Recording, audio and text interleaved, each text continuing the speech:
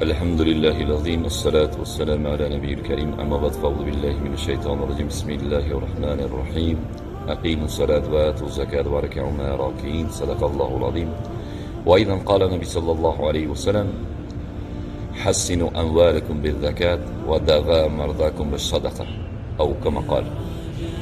عزیزان من، السلام علیکم و رحمت الله و برکاته. خصوصا هموطنان عزیز و جماعت المسلمین، خداوند نعمتان را شاکری سپاسگزاریم که چند روزی رمضان را الحمدلله بر ما توفیق داد، روزه گرفتیم، عبادت کردیم. و یکی از فرض خداوند که پرداخت زکات است. آیت کلام اللهی که در محضر شما تلاوت کردم، الله سبحانه و تعالی میفرماید به نام خداوند بخشنده مهربان: اقیموا الصلاة، نماز بخوانید، و آتوا زکات، و پرداخت زکات کنید، وارکعوا مع الراکعین، و همراه رکوع کنندگان رکوع کنید. و همچنین حدیث مبارکی که در خدمتتون تلاوت کردم، رسول خدا فرمودند: حسنوا اموالکم بالزکات، شما با مال دادن زکات مالتون پاک کنید، یعنی زکات پرداخت کنید، مالتون پاک کنید و مریضاتون با صدقه شفا بدید.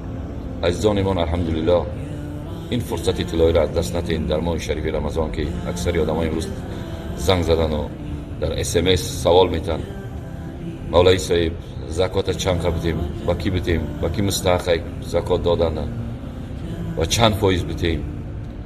و برکت و فضیلت زکات همی عزیزان من که هر کسی که زکات پرداخت میکنه انشاءالله مال زیاد میشه و برکت میاد. هیچ وقت مالش گم نمیشه، سال دیگه هم مالدار میشه، خیر و برکت در خانهش میریزه. خداوند کریم به خاطر زکات دادن، صدقه دادن، یک کس خوشحال کردن، یک یتیم و مسکین بیچاره را خرسند کردن که زکات بر همه آدم‌ها مستحقه، که مسافر غریب بر یتیم و مسکین بیچاره، به فقیر و درویش که زکات بدی، دل او را شاد کردی، خداوند انشاءالله دلت را شاد میکرد. عزیزان من، سوال کردن چند نفری که مولای صاحب میشود که بر جای پول زکات به مثال وسایل خانگی بدیم، یا که خوراکه بدیم، یا پوشاکه و لباسه بدیم؟ بله میشود، ولیکن عزیز من، الله سبحانه و تعالی میفرماید که شما بهترین چیز را خیر کنید، بهترین چیز را انفاق کنید. هر وقتی که میخوای که لباسش بدی یا خوراکش بدی، بهتریش بدی. امروز مغازه‌چی‌ها از تتکای مالشون نمیتن، زیادی مالش که در فروش نیست خرید نمیکنن، او را دیگه هیچ کس نمیخره، از دل بیرونه، همو را در پول زکات حساب میکنن. جایز نیست برادر. یک کفش میتی، یک کفش خوبش میتی، لباس میتی، لباسش خوبش میتی. انشالله اگر او لباس در روز عید بپوشه، او کفش در روز عید بپوشه، روز جمعه بپوشه، هر وقتی به لباسش با کفش نگاه میکنه خوشحال میشه، خدا تو را خوشحال میکنه، صدقه تو را قبول میکنه. زکات یعنی همین صدقه. در زکات دادن سستی کم بغلی نکنی. میتونی از پول زکات از یک کس در بیمارستان خواب کنی و معالجهش کنی، شفا بیابه. میتونی از پول زکات یک کس بلیط بگیری مسافرت بروی. میتونی از پول زکات یک کس حج رایی کنی، یا زندانی را آزاد کنی، یا یک کس قرضدار را میتونی به جای قرضش پرداخت کنی. خلاص از پول زکات میتونی که هر کسی را که مستحق زکات باشه برای هر نیازی داشته باشه نیازش برآورده کنی. و توصیه بنده میه برادرها، بهترش که پول شما بدین. پول بدین که بنده میخواد لباسی، شاید لباس داشته باشه، لباس در نیاز نداره، لباس نمیخره، یا وسایل خانه‌ش میخره، مثلا پلاس میخره، قالین میخره، یا یک چراغ میخره، یا وسایل خانه ظرف و ظروف میخره، یا ترمیکس میخره بخچه، یا یک چیز دیگه که مهم در کاره میخره، بهتره که پولش بدی. اگر خوراکه هم باشه درسته، خوراکه هم بدی، لباس هم بدیم درسته، نه که پولش بدی هر خوراکه دل خوابش میخره. میخواد مثلا برنج میخره، یا گوشتی میخره، یا چیزی میخره خودش که با خودش نمیزه، برای تو بهتر پول بدی. و عزیزان من، فطرم همین خیلی، هر کسی که زکات مستحق زکات میدید، فطرم همین خیلی و خش تبار و درویش یتیم و مسکین بیچاره به مسافر و غریب داده میشه. عزیزان من، این فرصت طلایی را از دست ندین.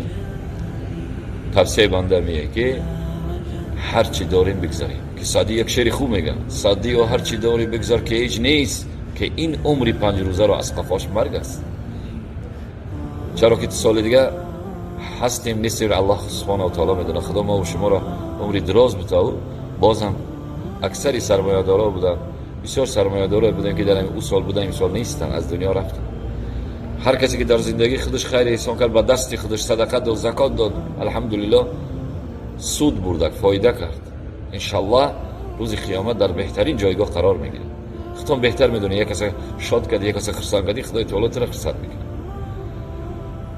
هیچ کسی دنیا مالش نمیبره. این مال خدا داده، حق خداه، بتش یتیم و مسکینه، همون مال یتیم و مسکینه بیچاره در تو داده و تو را مورد امتحان قرار میده خدا که تعبیر پرداخت میکنی یا نه. ولی دستوری ما را چشم میگوی یا نه. دستوری خدا را که چشم گفتی، خداوند تعالی برکت و فیض برکت در خانت میرزونه، تنسیتین میته. انشالله بهترین زندگی را در دنیا میبینی. شاعر یک شعر خوب میگه، کسانی که مالدار بودن، سرمایه‌دار بودن، از دنیا رفتن، بی‌غرض نصیب شو کرد یک کفن، دیگر هیچی از دنیا هیچی نبردن. شاعر میگه رفتم سری قبر شاه یمن، دست برآورد و بر من داد یک کفن. گفتا از این سخاوتم شرم مدار، از مال جهان همین ماند است بر من. پس عزیزان من، هر کسی که صاحب زکات ای، مالش به نصاب رسیده، سرمایه دار و غنی ای، خداوند کریم پروردگار را دستور خدا را اجرا میکنه. یتیم و مسکین و بیچاره را، فقیر و درویش را دلاشون شاد میکنه. خداوند کریم در مالشون برکت بده. خداوند کریم پروردگار را عمرشون را دراز بگردان، هر مرادی داشته باشن به مراد و مقصدشون برسان. هر لحظه ای که مردن، حق مرگ سراغشان آمد، خداوند کریم در درگاهت که حاضر شدن، خندان داخل جنت الفردوس شوند. آمین و رب العالمین برحمتک ارحم الراحمین.